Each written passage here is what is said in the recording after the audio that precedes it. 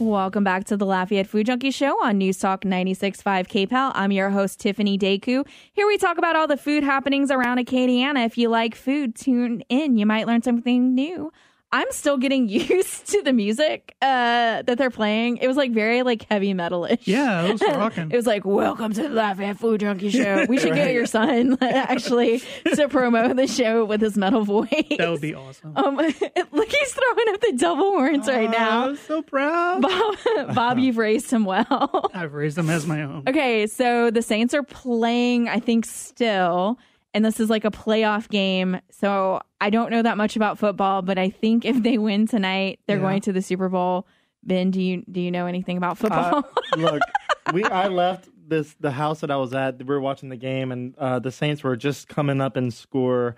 And I was thinking the same thing, like, do they make it to the Super Bowl after this? Yeah, that's what we were talking about. Because we thought they were playing the Cowboys tonight, and I was like, no, the Cowboys are already in the playoffs. Like, they're already going to the Super Bowl. And then, so I think this game, if they win it, they go to the Super Bowl. I don't know. But I did this morning, I said, so if the Saints go to the Super Bowl, do you want to have a Super Bowl party? And you were like, no, why? And I was like, because Super Bowl food? Like, that's why. Right. And I think the last time I had a Super Bowl party was when the Saints were at the Super Bowl.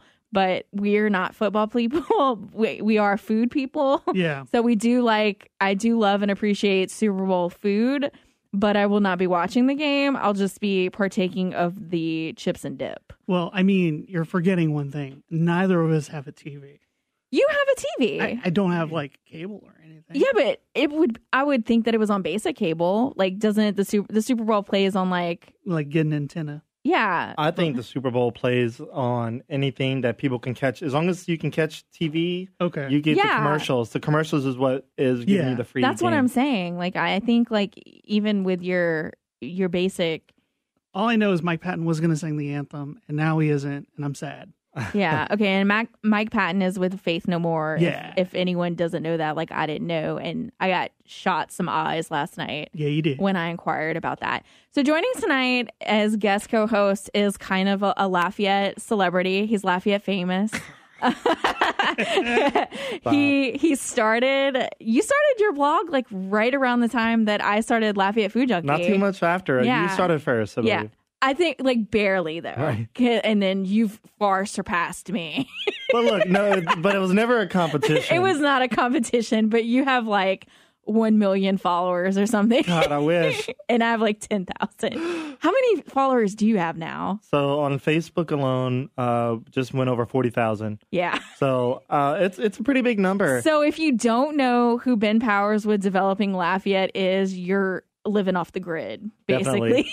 I tell people that in the point. comments. Like, if you haven't heard about this place yet, you're not even, like, are you alive? Like, I still have people that don't know who Lafayette Food Junkie is, and that's fine. But, I mean, with the amount of traction that your page gets, if they don't know who you are, I feel like they're living off of the grid. You know, but I still find some people who are like, so who are you? And, like, what do you do? And, like, they or at least they, at some point, have heard of something about me, but they don't, like today, I was just at a house watching the football game, and this lady was like, hey, you look familiar. Like, I think I've seen you on the news. I'm like, yeah, so this is what I do. Do you always feel weird? Because I get that a lot. And they're like, you look so familiar. And I just say, oh, I have one of those faces is how I respond to that. What do you do in that situation? You know, what I do is I've had that situation many times. And I'm like, well, you probably saw me on my website or on the news or something. They go, oh, what do you do? I'm like, I run like a website that talks about new businesses and new construction. And like, oh, like that one Facebook page, like developing something. I'm like, yeah, I own it. Me. That's mine. That's they go, me. oh, seriously? I'm like, yeah. So my dad just texted me and scolded me and said to shut up because I have no knowledge of the playoffs.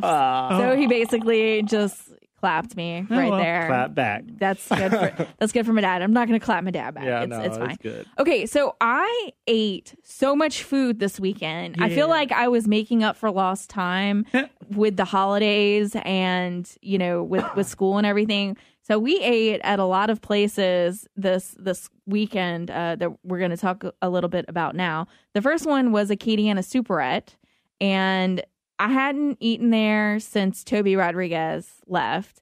And then the owner now, I do not know his name, but he is a doctor. Right. But he's... Otan, Dr. Otan. Dr. Otan. Okay. He's married to Claire Cook with Basin Arts. Yep. Fun fact that I found out recently. But he's doing these really great sandwiches. Like this week he had a Reuben special, and no one's doing Reuben here. Yeah. And then he had a while back, and it's still on the menu. It's a porchetta sandwich on po' boy bread. It's really thinly sliced. The skin is still on it. It's like super crispy on the end, and it has like this flavored mayo on it. It was so delicious. The only thing that I felt like it needed was acid to kind of cut some of the fat and the heaviness. It was a little salty to kind of cut some of that. So I felt like it needed some pickles on it. Yeah. So that would be my only recommendation for it. Do you think that Acadiana Superette is kind of trying to turn into almost like a Jewish deli, but not a Jewish deli, but like a deli with like those kinds of sandwiches on it that we so desperately need? I mean, we definitely could use one, yes. But like a Cajun deli, yeah. Like a Cajun deli, not a Cajun Jewish deli. A Cajun Jewish deli, but not really Jewish, but of that style, but Cajun style, I guess. And I say that because of the Reuben and then the porchetta. But man, that would be great. Like if they kind of swapped from plate lunches and just started doing more like deli style sandwiches and stuff like that. Bob's like, no, don't take away the plate lunches. I could never support anybody stopping doing plate lunches. Yeah, you're not a fan. That's my religion. I wonder if their hamburgers are the same, because they used to have a really great hamburger back in the day, and I don't know. But it's like now, it's like I don't even want a hamburger. I want to try the Reuben, and I want to try the porchetta sandwich, and man, they're so delicious. When it comes to food, there's Lafayette has like their staple, but whenever it's something new, like the Indian restaurant that just opened up not long ago in downtown, Cloves, and then you got one Royal Curry that's opening up on Vassar and College Saloon. I mean, people are super excited about that because it's a breakaway from the normal boudin, cracklings, and stuff like that. So when something's new, it usually goes for a little ways. I've been actually talking about that a lot the past few weeks, that the culinary climate in town has changed so much that there was a time that these restaurants could not have opened and succeeded. No. And now it's more welcoming and accepted and wanted, which is a good thing. So people can kind of take more culinary risk, and we can get like these different styles, these different culture of food to check out. And I'm super excited. I mean, we're about to have like 4 Indian restaurants in town. That's insane. Because I know Masala. Yeah. And then the other 2 that I just mentioned. And then also Bismillah, the grocery store. Oh, Bismillah, okay. Yeah. Their food was great. I haven't eaten there in a while. But yeah, I just... So is that Indian? Mm-hmm. Okay. Yes, it is Indian. Yeah.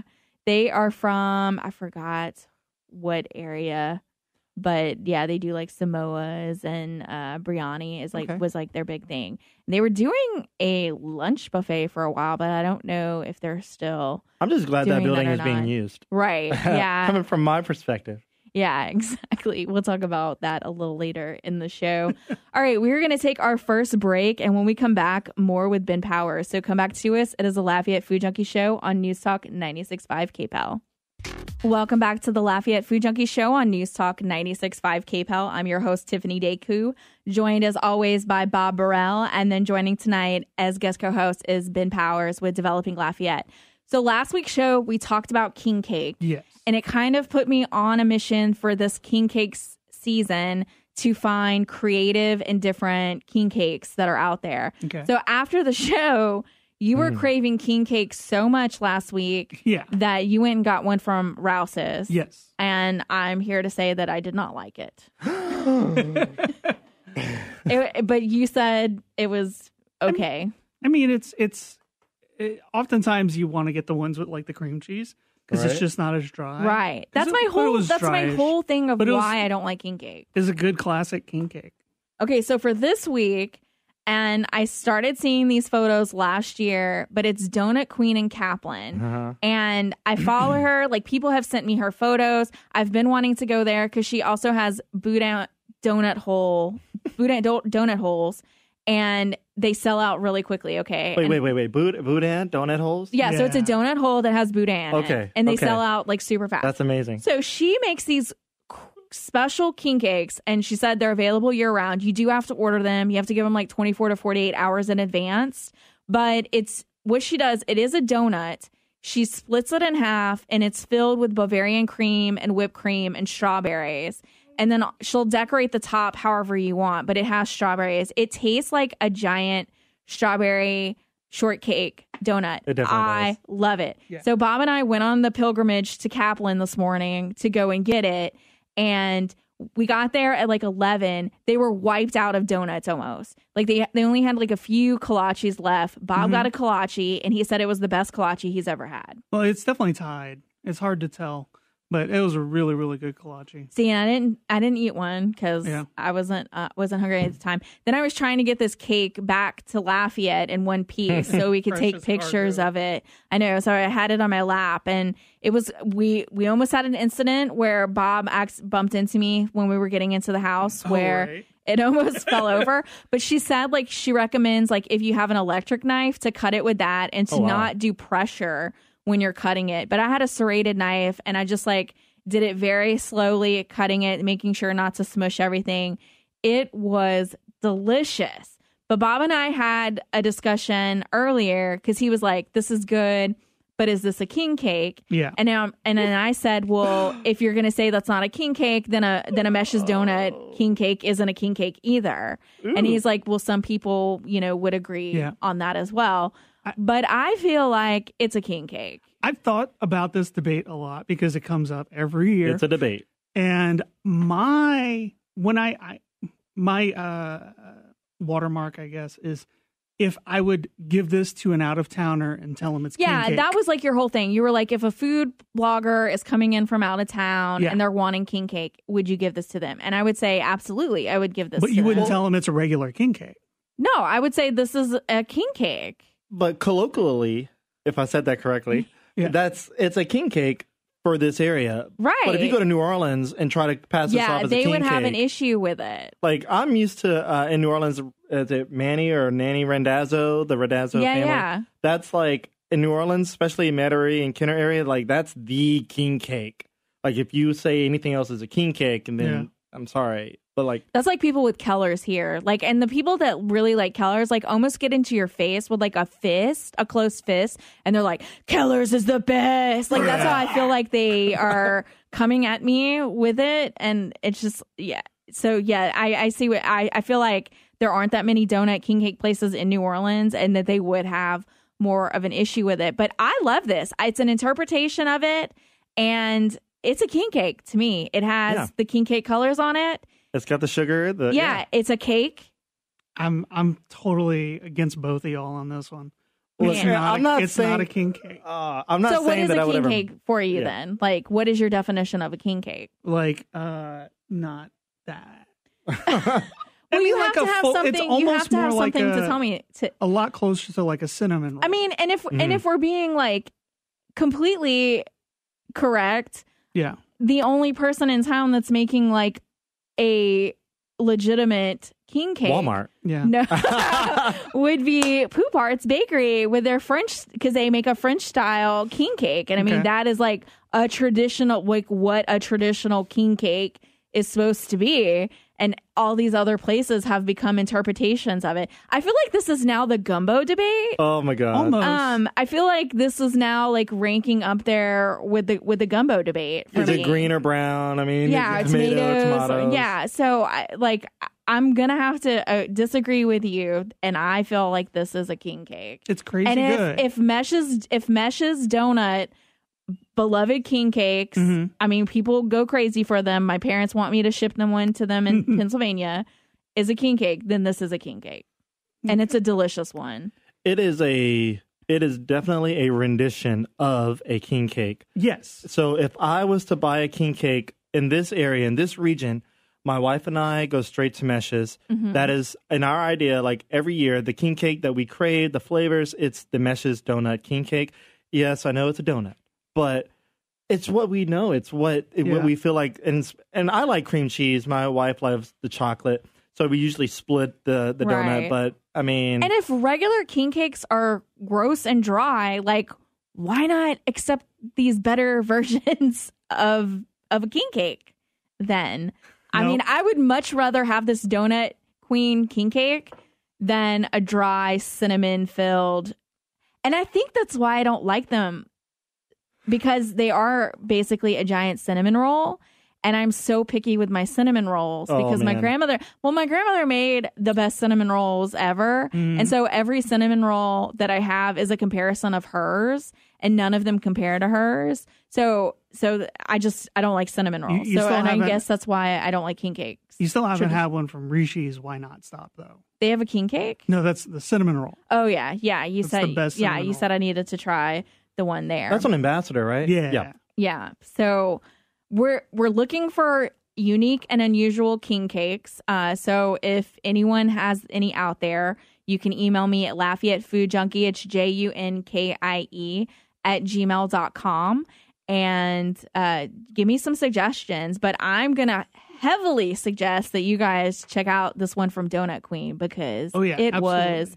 I don't care. You cannot say it's a king cake. It's a king cake to me. I will eat it. She makes it year round. Could it be considered a queen cake, or is that? We were talking about that. That'd be awesome. She should have called it a queen cake, because it does look queeny. Yeah, it's beautiful. If you go to my Instagram, I took pictures of it. It is so beautiful. I took a picture of it too. That's what I loved the most about it, is that it was so stunningly beautiful.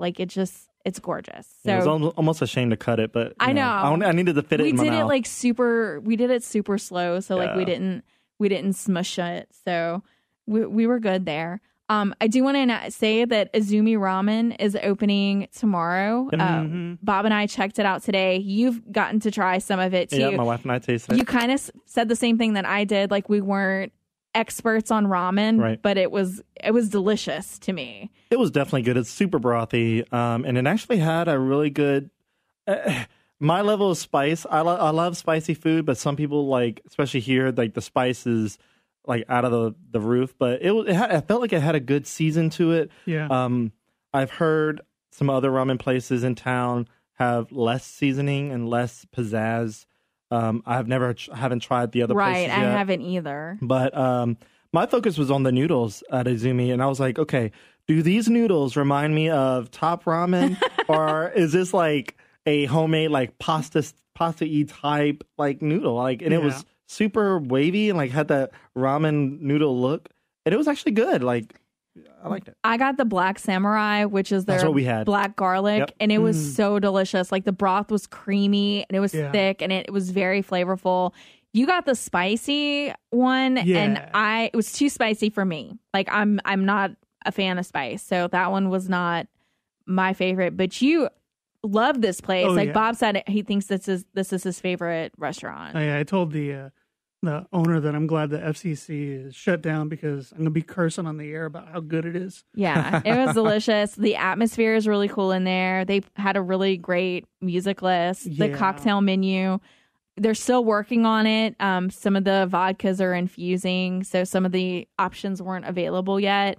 But it looks like they're going to have a really cool cocktail menu. Something cool about Izumi, and I wrote about it, is that they're going to have different levels of spice. So you can get bland northern spice, or you can get second tier, which is kind of like North Louisiana spice. I know you're from North Louisiana, right? I don't like spice at all. So I always say white girl mild is when they're like, what spice level do you like? I'm like, white girl mild, please, is what I say. And then they have a third, and then I think their fourth one, they call it devil spice or something like that. Yeah, it's like the devil's bowl, and you have to sign a waiver. You have to sign a waiver before you can eat it. Yeah. Bob wanted to try it today, but he was like, we're still working on it. So, highly suggested we not order it. Yeah. So he didn't order it for today. And from what I hear, Chopsticks, the new fresh Asian cuisine, which is a completely local company, so some people might get that confused, but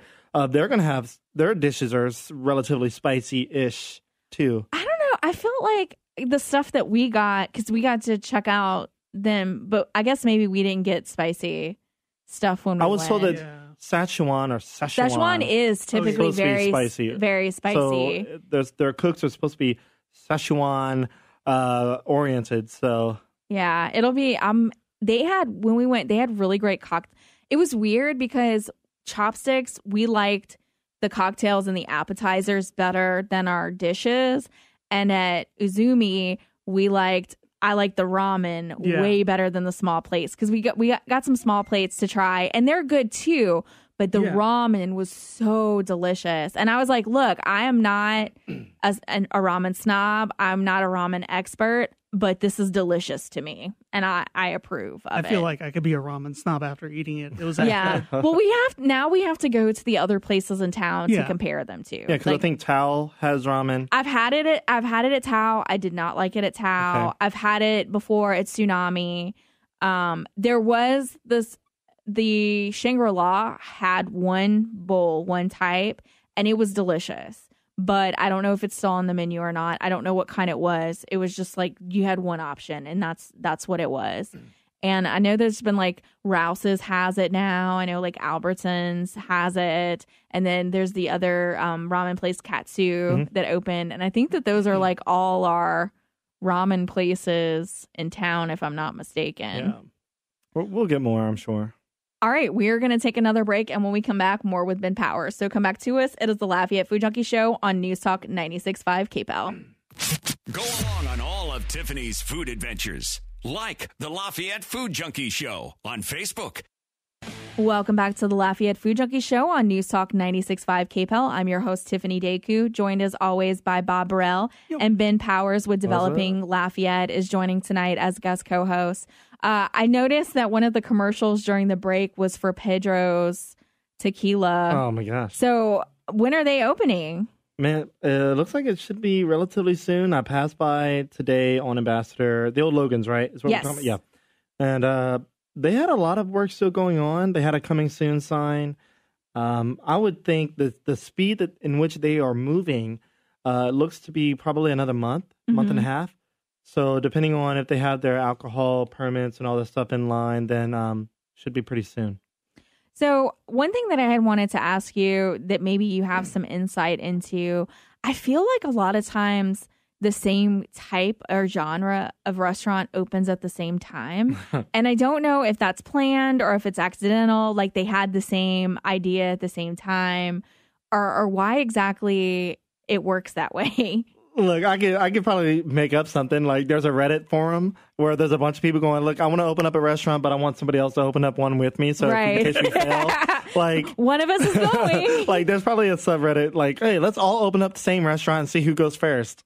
Nice. Yeah. But no, honestly, I think it's just a coincidence in timing, and and it's also driven by the market. Like people are in this area, we're craving a good, solid ramen place for a long time, right? And the business owners and people that are willing to take risk hear that, and they're thinking, okay, how do I make a business that I believe will survive? And so it just so happens that there's a lot of business owners here who own a bunch of other businesses, so they just started up a couple of them, and of course there are some separate owners in them, but I think there's just like this weird move. I don't know. Like, I wonder if they're like, man, I had this great idea. And so, they have the planning, and then the next restaurant that's like it is opening, and they're like, oh man. Like, cause I always say that. I'm always like, man, I don't know if Lafayette can sustain, another burger place, another sushi place. Or, like, I felt like I've done the math on this. So where my apartment is located, there are 5 sushi restaurants. That's not me. Enough.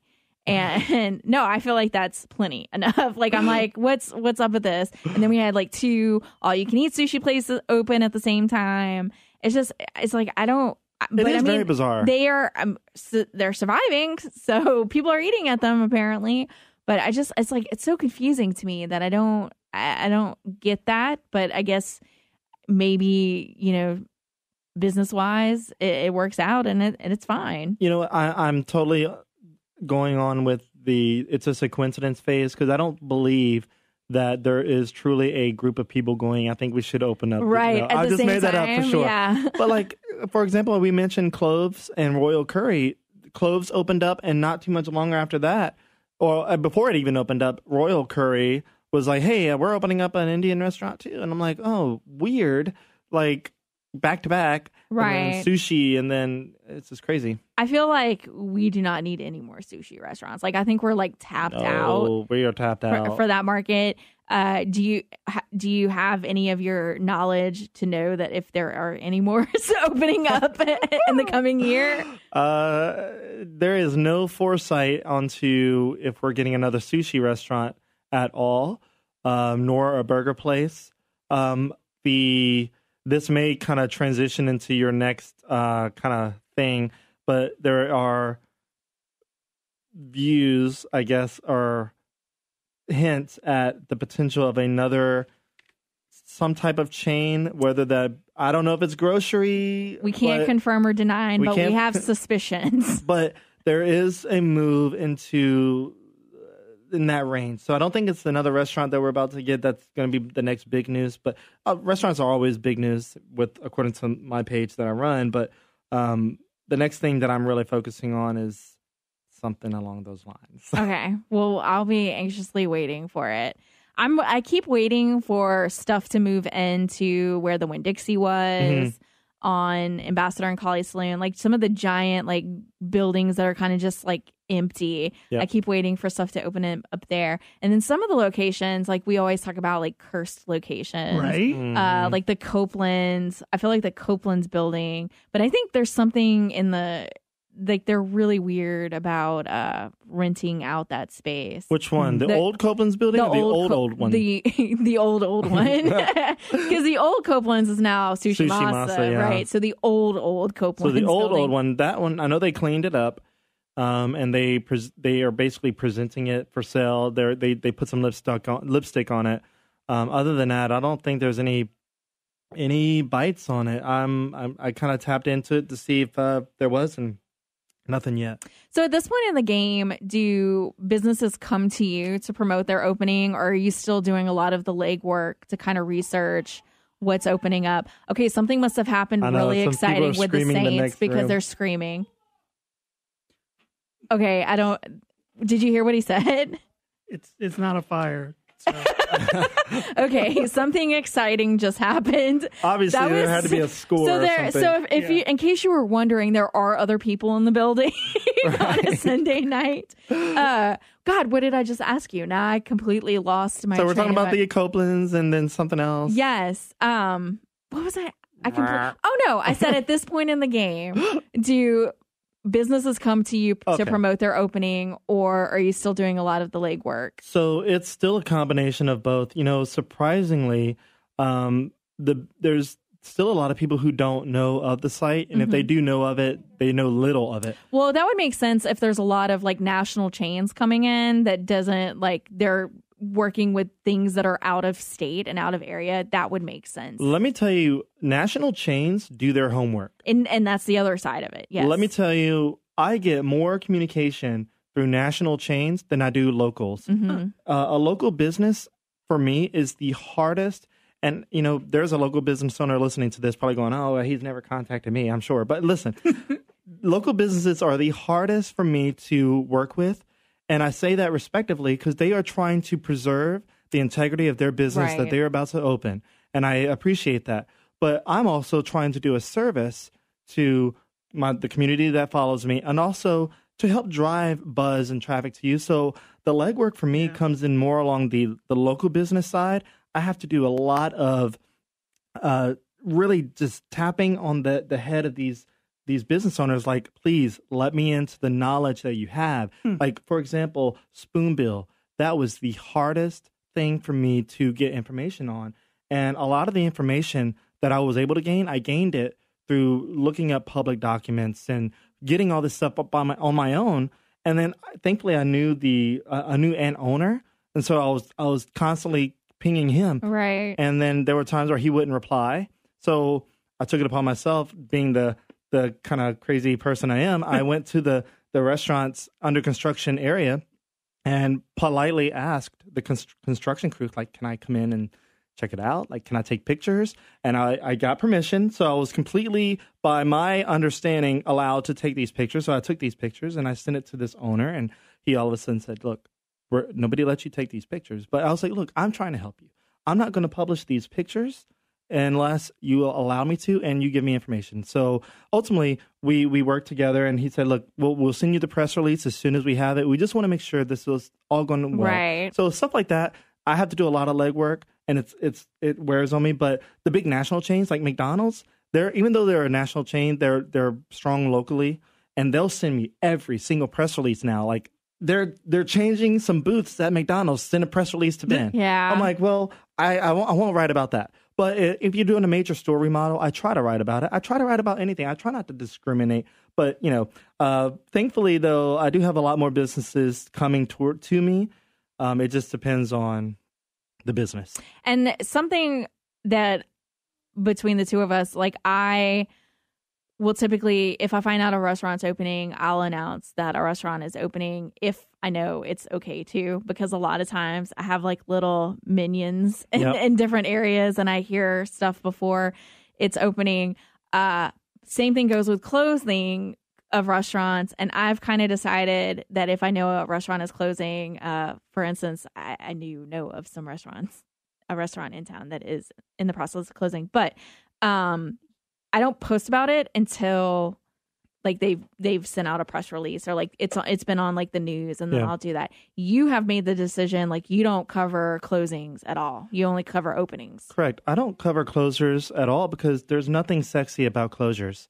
If you're a big business looking at Lafayette, wanting to expand into Lafayette, and then you're looking at any available resource that's closing. Yeah, right. Like if you're looking at news sources, for example, myself or the Daily Advertiser or the Advocate, and you're looking at, oh man, there's a closure here, there's a closure there, then I don't know if I want to go to that town. But if you're looking at my page, you don't see any of that closures. It's because there's nothing to celebrate a closure. That person lost money, they lost revenue, they have to basically either, go to bankruptcy or whatever the case may be. And I just don't want that on my shoulders. Right. How does it feel to have come up through the trenches and you're now like a viable news source for openings here in Acadiana? Like, how does that feel? Like, a lot of times, like, you're finding out things before the local media news outlets find things out. That's got to feel great. It feels, so it's twofold. It feels great, and it also feels very, I don't know the best way to put it, but there's a lot of responsibility in being able to be and remain credible. Because I built up a credibility that I didn't realize I was building up, but I try to always, put out information that I know or have a strong suspicion of being true.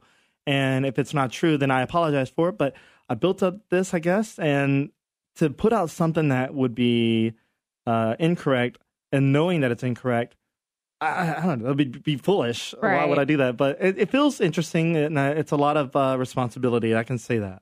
All right, we're going to take our final break, and when we come back, more with Ben Power. So come back to us. It is the Lafayette Food Junkie Show on News Talk 96.5 KPEL.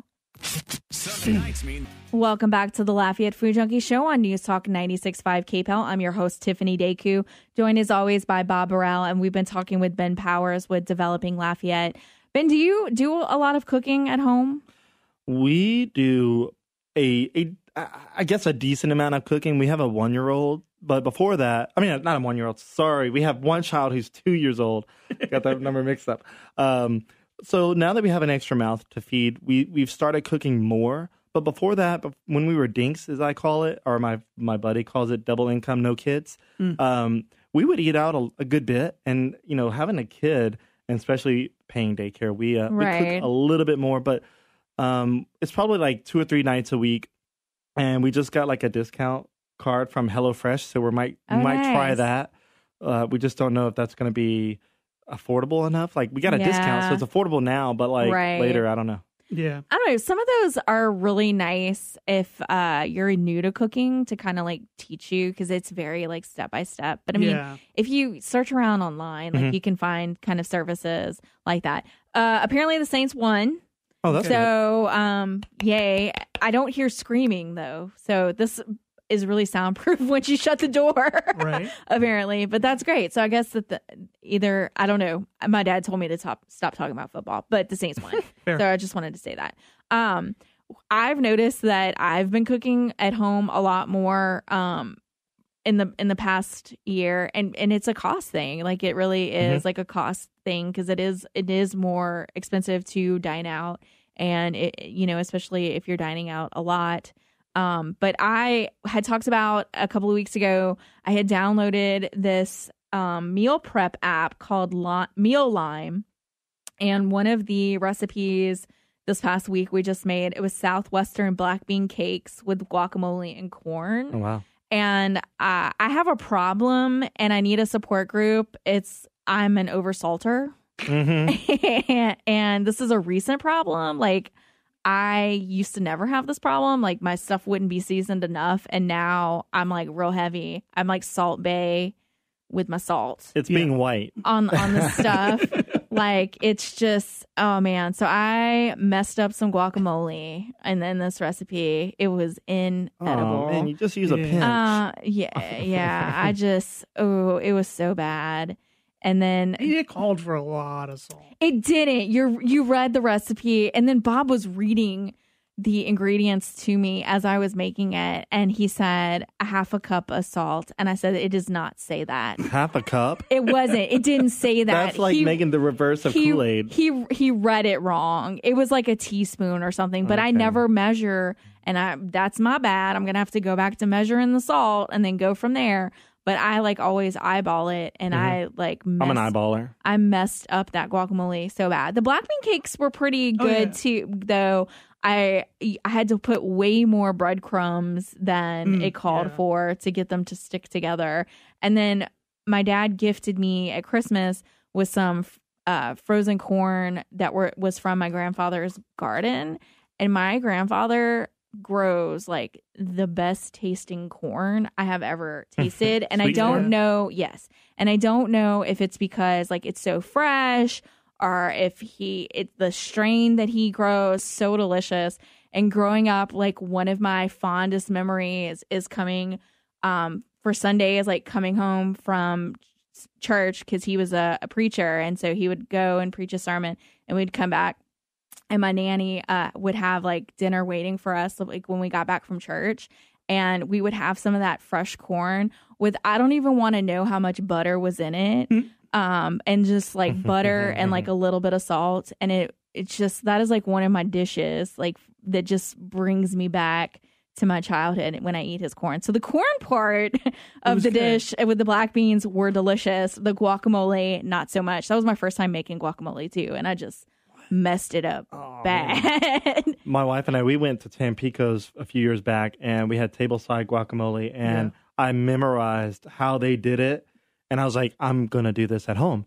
And so anytime we get guacamole, there's nothing that can be as good as homemade. Like we try store-bought several versions, and it's just not as good. So we make our own, and I do a pinch of salt, and it's great. I love guacamole. Man, Anne can cook because I had like posted the picture of the black bean cake, and she was like, man, she's like, my guacamole recipe is so easy. It's just guacamole, salt, and lime. And I was like, I oversalted it. And she's like, it's an issue. She's like, it's a discipline thing, I think is how she put it to me. But man, in the cabbage for New Year's, I did the same thing. Like we couldn't eat it. I think I'm trying to give us high blood pressure, apparently. Is that why my tinnitus is getting worse? Maybe so. Oh I'm like killing us with sodium. Man, I need to like go back to measuring my stuff. God. From one extreme to the other with me. We also checked out Blanchard's barbecue this weekend. I love them. Yeah. I love their barbecue. My only complaint is that I do not like their hours because they're only open Monday through, and I don't even know if they're open on Mondays, but they're open like 11 to 10:30 Nope. It is 11. 11 to 2. I don't know. I don't know. They only have like lunchtime hours. Yeah. And then they're only open on Saturdays. They're not open on Sundays, which I feel like they should at least be open for lunch on Sundays. I think that was a few people's complaint that I've heard, is that their hours are a little odd, but And then not to mention, whenever Bentley's was still open, but they did close, right? I was wondering that actually, and I was going to ask you about that because I passed the other night and it was completely dark. Yeah. So, probably less than a month prior to them closing, or at least I believe they're closed. They had announced that they were closing on Mondays only, and I thought to myself, I don't think that's a good sign. Like, you're not busy on Monday, which most restaurants are not busy on Monday, but yeah, not too long after that they were closed. What do you believe in cursed locations in the Acadiana area? I believe in cursed locations to an extent. I look at Drago's, and they're doing well. Mm-hmm. But Mellow Mushroom was doing well for a while, too. Yeah, and they had their whole publicity, like voodoo cleansing. I know. Yeah. But, man, I don't know. Like, I would go for lunch, and it was dead during lunch. Mm-hmm. And, like, the first 3 months when they opened, like, it was a 2-hour wait. Like, try to go on lunch, you were crazy. And then after that, it was steady, and then it just kept falling off from there. Somebody told me that part of the reason why that location has so much issues is because they have to pay rent to the movie theater, and like the parking lot rent is expensive. That I don't know. I haven't heard it. I mean, that'd be more than I know. Yeah, I don't know. That's what someone had told to me. Wouldn't that be bundled into the whole cost of the building? That's right. Part of the reason. Like, they have to pay rent for that. But yeah, Drago. I have not been to Drago's yet, but Drago seems to be doing well. It seems like it. Yeah. But like, I was just mentioning, like, where Bentley's is, like, for some reason, that little strip mall. Yeah. And I think it's because, man, like, coming right off of Ambassador, like, Ambassador's always so busy. Like, it's hard to get in and out there. But they have, like, this little secret passageway that's, like, by the mall, which is the one I used to go because Moe's is in there as well. And I'll eat at Moe's from time to time. A secret passageway. Yeah, it's like a secret passageway. Like, if you go, like, you're going to the mall, you can go behind, like, the buildings. So, but they have it marked. I feel like they have it, but I think you have to be, like, in the parking lot to be able to see this notice that it's there. But they do have alternate ways to get into that shopping center other than Ambassador, for people who maybe like don't want it, because they also have like a juice place that's in there, and then they're having like this rolling ice cream place that has the sign is up, but it seems like nothing is going on. Yeah, that's been a thing in works for a while, I think, because the sign went up and I'm like, okay, something's going to start moving soon, and nothing's moved much.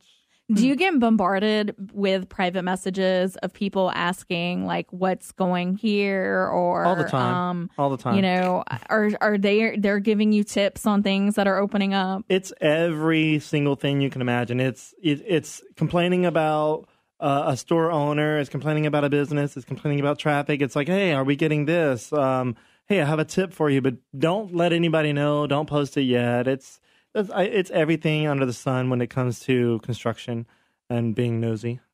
What do you think Lafayette needs?